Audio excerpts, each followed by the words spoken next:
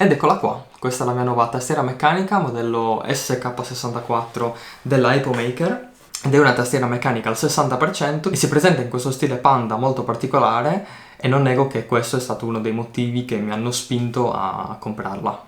E perché poco fa ho detto che questa è una tastiera al 60%? Beh, semplicemente per il fatto che occupa il 60% di una tastiera normale, come può essere questa qui,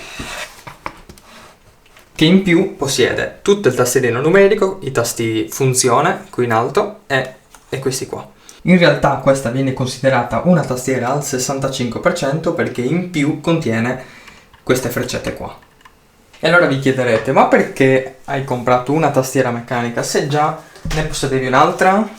Beh, in realtà ne possedevo altre due, solo che queste non sono tastiere meccaniche ed ero sia stufo di un rumorino plasticoso come questo, in più una tastiera meccanica mi permette di avere un input immediato e quindi di scrivere più velocemente. Ma oltre a questo le tastiere meccaniche hanno un ottimo suono, ma il suono ve lo farò sentire meglio più tardi. Ora, una piccola carrellata di dati tecnici. Innanzitutto è una tastiera meccanica RGB, come potete vedere. Qualsiasi tasto può essere programmato in un colore diverso attraverso il software. Non è molto intuitivo, però con un po' di tempo si fa l'abitudine. I copritasti sono in PBT, che è un materiale che non trattiene le impronte digitali e ti permette di avere anche un buon grip nei tastini.